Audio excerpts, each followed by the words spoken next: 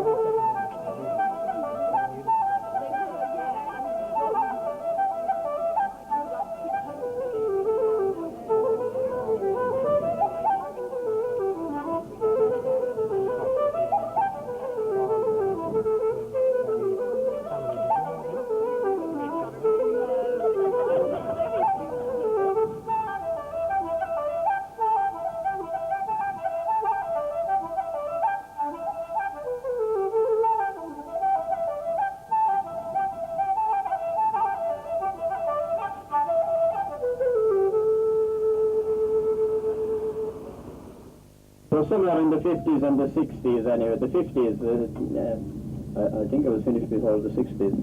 I don't know what class I was in going to school or anything. I was in the same seat all the time anyway while I was going there. They never told me what class I was in. I never went up, but I never went down either. So there was, on rolls there was about 90 people on rolls. And then they closed the school back about 3 miles back, called Ahakira, and they were brought over here, I suppose, maybe in the 70s or 80s, and they closed a lot of the rural schools, and they were brought here by bus. But at the present day, there is only about, I think, 12 or 13 children with the 2 schools going here. So I think this is going to be closed within 12 months, I'd say, or you know, I don't even know if it's going to open after the summer holidays. So that's the story. I don't know how many people are going to school here now back in the 1870s or 1880s, you know, but it was here all our ancestors came to school. It was here they got their first education anyway, and judging by all of you smart people down there, they passed it on to all of you.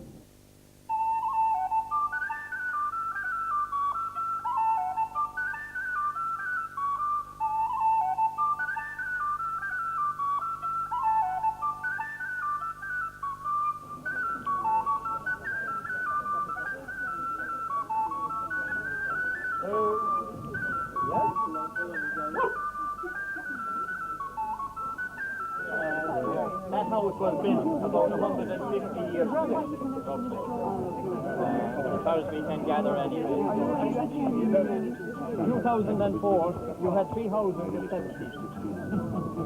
For that information for all the dwarf playing. That's right. In 1851, there were 10 houses with 56. Well, that was just after the famine. That's before we had. And 61 then, in 10 years later, you had 7 houses which were only 29 people.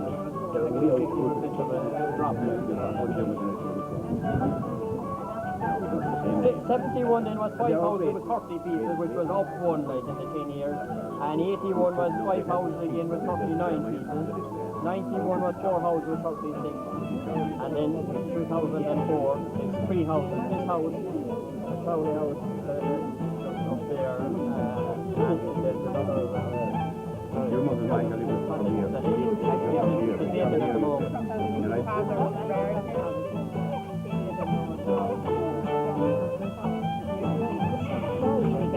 Here is one base camp.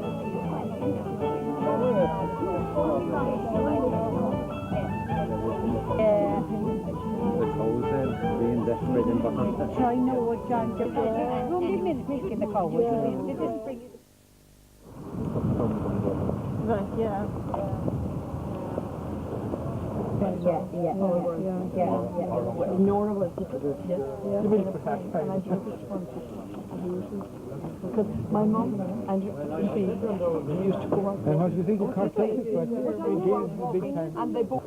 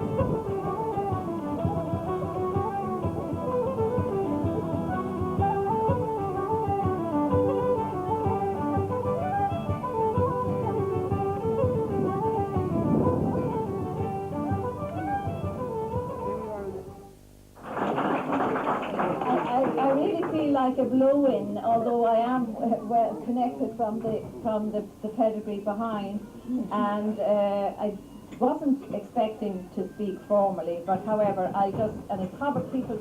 Now, I know that was all sort of directed towards what we call the Dunmanway or the Kehellys. Now, we have another branch down there who I spell their name with only one L, but still we won't hold it against them. And when we came up to have a look at this family tree, we said, should we be here at all, you know? And then we started talking around about one another because we didn't want to be kind of let down among our lessers. Not all the names, Jeremiah Cornelius. I'm carrying the mantle for the Cornelius. Right, but I'm Frank Francis Cornelius. So I'll uphold that. I'll just tell us a little bit on the John. Thank you, Frank, and that's just about it for the evening. Now, somebody was talking about the website there, and our cousin Ivan from Belfast has set up a website, and the address of that website is? It's www. Write this down now, you might want to look it up on the internet, It's Kehellys. I know the things around it.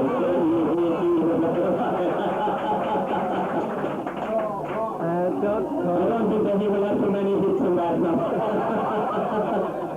So,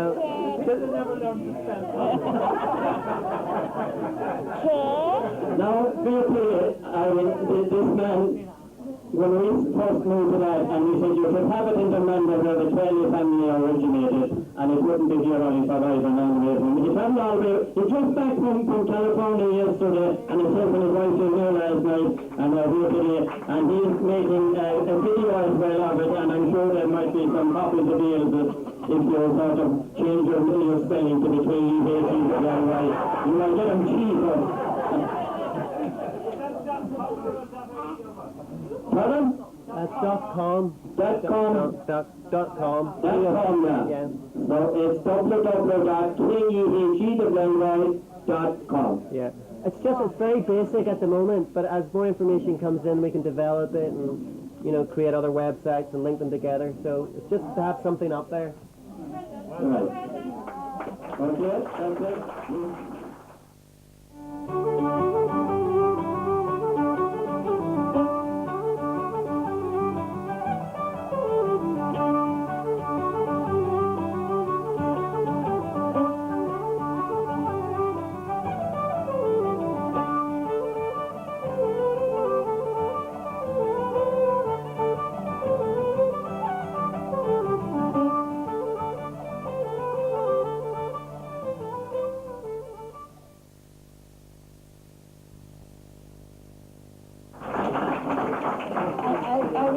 feel like a blow-in, although I am well connected from the pedigree behind, and I wasn't expecting to speak formally, but however, and it's probably people, those that do not come from the Cooley-Nagao Kehelly may feel a little bit out, but from my research, Jeremiah Kehellys is first named in Cooley-Nagao in 1859. He took over the holding that was held by a Daniel Crowley, a John Crowley, and a Michael Field. And from then onwards, Jeremiah was there, and then in 1908, Cornelius took over. And then he, as we know from the tree, he married but died without, as they say, issue, without a family. And in 1915, John Kehellys' name was put on the property.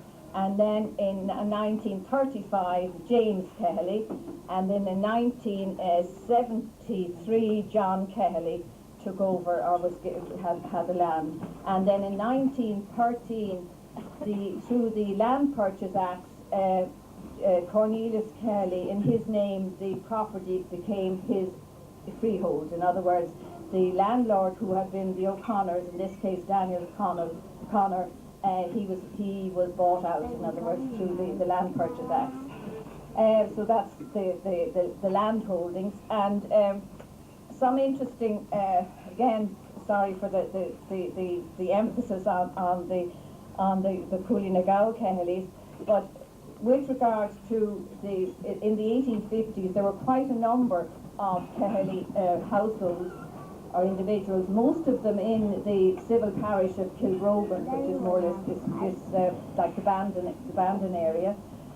But Jeremiah Kehelly was not, in 1852, was not a head of a household or a named property occupier at that time, other than there was one Jeremiah, and he was in which was quite, well, not in this area, he was in the civil parish of Temple Treen in the townland of Ballycatteen, so not in this area, so I don't know whether he was connected at all.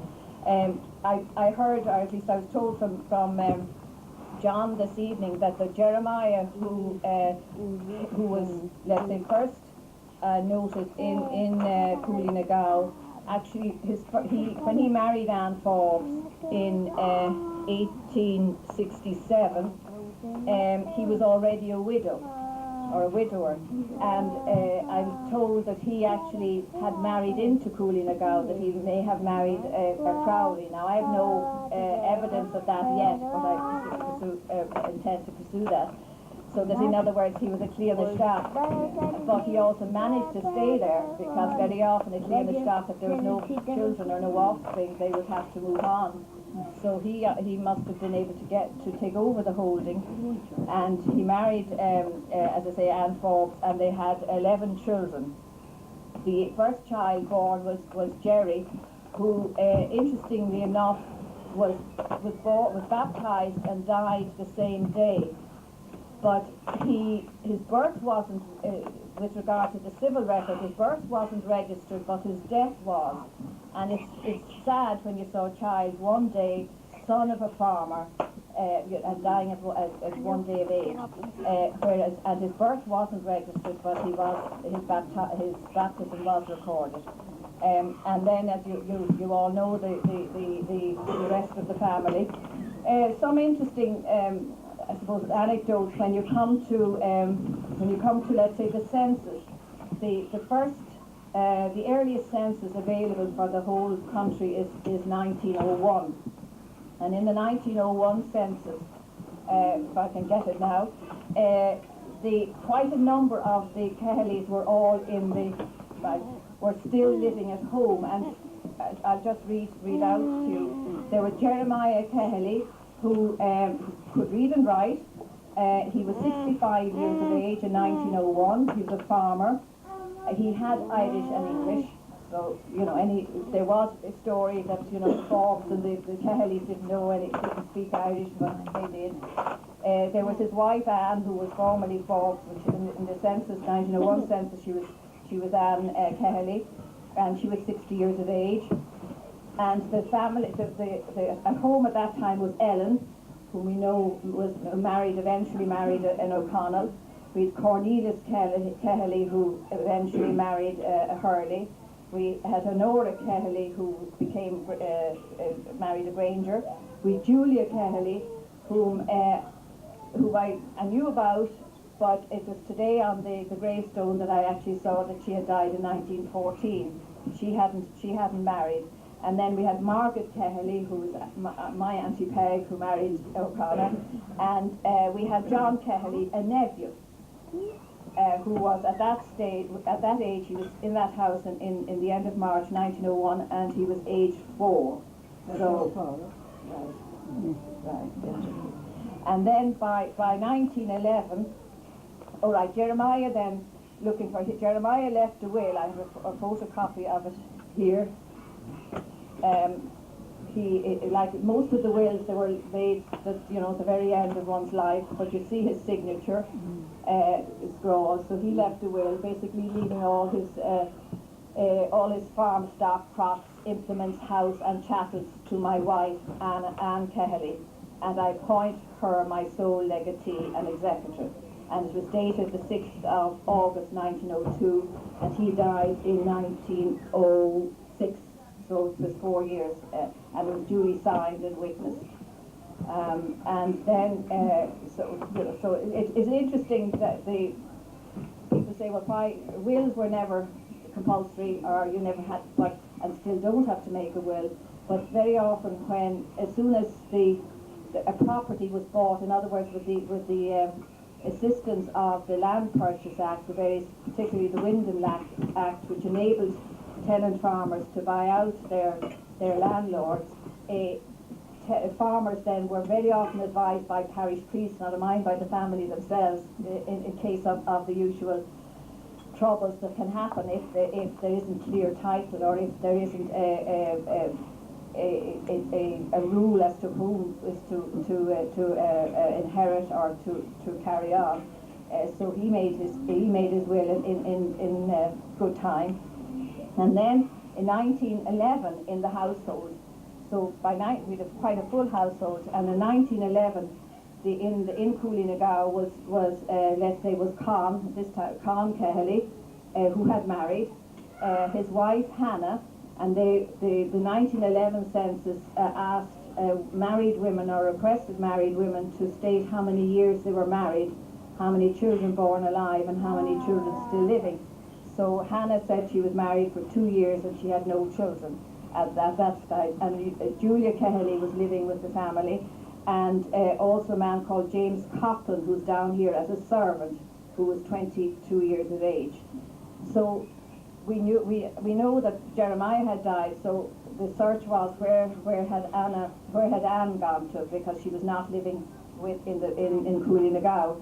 So eventually I found that she was actually living with her daughter, Nora Granger, in Dunmanway itself. And then she died in 1926. Some interesting, again, for instance, the marriage of John Kehellys and Eliza, as she's called herself, Eliza Moore. She married in 1890. They married in 1897, and John Kehellys, although he took over the farm, he is down in 1897 as a clerk. In other words, he wasn't a farmer. He was working, and his home was Dunmanway, not Cooley-Nagao. And Eliza Moore was living. Her home was Castletown, and her father was William Moore, who was a farmer. And the witnesses to the marriage don't seem to be immediate family members. I don't know how long you want me to go on, but you had then Ellen Kehellys. Between 1901 and 1911, obviously all the daughters had to marry, so that Cornelius could bring in a wife. So all of them were married. Most of them, I suspect, were arranged marriages. And William O'Connell, he from Ballyboy, he married Ellen Kehellys, from Coolinagow in Dunmanway Church, and the witnesses were John O'Connell and Elizabeth Kehellys. So was that Elizabeth Kehellys, I presume, was probably originally Moore, yes, the sister-in-law, yes, yes. And then in, let me see now, we have, yes, again, Jeremiah's will was probated, you know, through the courts. Cornelius, as I say, Cornelius married in Enniskeen, Hannah Hurley, and she came from Knocklecrone and Enniskeen, and her father was Dennis Hurley, a farmer, and the witnesses to that marriage in 1909 were John Kehellys and Helena or Helen Hurley. So that would mean something to a lot of people. Then the Edward Kehellys, who went to Dublin, who became a counsel, he married she's here, Bridget Keeshan, and they married in Dublin. And obviously the Keeshans were already in Dublin because both witnesses were Keeshans. There wasn't a Kehellys witness to that. And then in 1910, there were two Kehellys marriages, at least in 1910. Honora Kehellys married Jeremiah. So it's Jeremiah Granger rather than Michael Granger, because that's down in the book, Jeremiah Granger. And his father was William Granger, and Honora was say her father was Jeremiah Kehellys. And the witnesses to that marriage, which is interesting insofar as Michael Granger and the other witness signed her name Kathleen Ní Craiflig, which is our grandmother. She hadn't married, but she had been learning Irish in, I think, Birmingham with when she went over to Birmingham, and that's where she met our grandfather, Jean P. O'Shea. So she actually signed her name Craiflig, and the registrar, which is what often happens, the registrar decides to do a translation job, and they made Coakley out of Kehellys. So that shows you the interplay between Kehellys and Coakley. And then just to come the two other marriages which are of interest, our grandfather Sean P. O'Shea and Kitty or Kathleen Ní Craiflig, they married in Dunmanway in 1912, and they filled in their marriage form in Irish. And the registrar decided, right, this couldn't be or shouldn't be, so they managed to translate everything, but made it exceptionally inaccurate insofar as our grandfather, instead, his name was Sean P. O'Shea, which he did, and it was translated John Patrick Sweeney. So it was, except that Kehellys is an unusual enough name, it was mighty difficult to find that marriage because I was looking for O'Shea and all variants of O'Shea instead of Sweeney. So that they managed to, and the witnesses to that marriage was Shaw, as he called himself, Sean McCraiflig and Maureen Hay, which was a sister of our grandfather. And then just another interesting, yes, and Auntie Peg, Margaret Kehellys and Cornelius O'Connor, they married in 1914 in Bandon. And Cornelius O'Connor, who was in the civil service as Uncle Con, his address at the time of his marriage was Dublin, and Margaret or Peg Kehellys gave her address as Bandon at the time, and her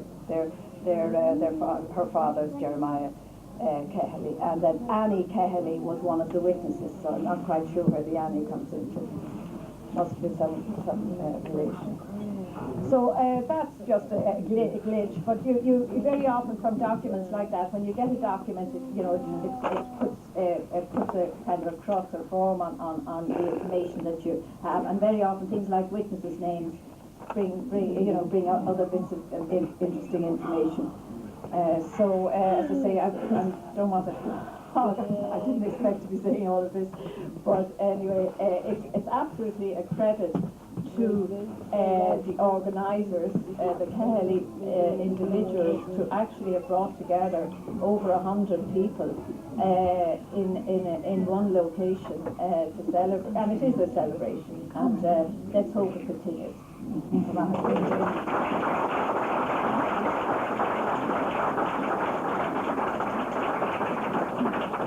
Thank you. Thank you very much, Maura. That was very interesting indeed, and I'm sure a lot of people here got some information out of that they didn't actually know before. Now, I know that was all sort of directed towards what we call the Dunmanway or the Kehellys. Now, we have another branch down there who I spelled their name with only one L, but still we won't hold it against them. And oh, there's somebody with that missed up there. Sorry about that now. Pulling up in the point. Now, my good friend Norman, who's down in Limerick, I think Norman is going to actually sort of, and maybe I think he's trying to entice his brother Frank to come up as well, even if it's only to hold his hand while he's talking. He will, I'm sure Norman will do something on your section of the family there, the north and south side, and it'll be very interesting. And he has some money for you as well. That's the best part of it all. You're the best man I met, Norman.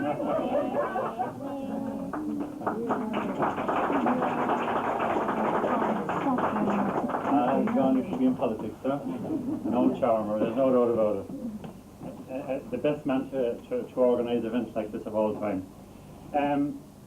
When we came up to have a look at this family tree, we said, should we be here at all, you know? And then we started talking around about one another because we didn't want to be kind of let down among our lessers. So insofar as we know, and John Joe Lyons is perhaps one of the people who gives credence to this, in that if you notice here, the head of your side of the wing of the family was Jeremiah Kehely, K-E-H-I-L-Y. Where did the K-E-H-E-L-L-Y come from? Now, I know there's somebody in the room who has a theory about this, but I won't enunciate it here. Insofar as we know, how our wing fits in is that Jeremiah had a brother, John Kehely, whose father also was a John Kehely. But we do not know what his wife's name. I'm not going to go into the wife of this John Kehely because I'm going to give a very simple definition of what we are at and the people who are here. And then John Kehely had a family, a large family of, I think, 16, and as Dermot said earlier on, the owners of that family were gone away to America before the youngest were born.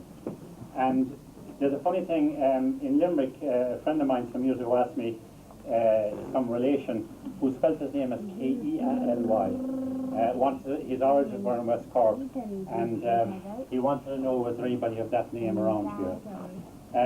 If you're, a lot in our family would say, and a lot of people who know us would say that the name is Kehely, and that's probably it's probably transferred by phonetics, in that they spelt it when they went. There were a lot of them weren't able to read and write, and probably when they went to America, they just spelt it was spelt as they pronounced it, and that's probably where that name came from.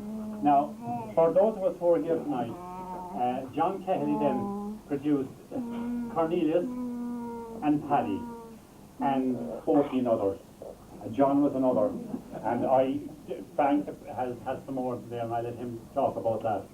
Now, Paddy Kehely, he has two sons, one Dennis and one Jack, and they were twins, and that's Father Dennis and Jack, who's in England at the moment, and his daughter is here, Johanna, and her son.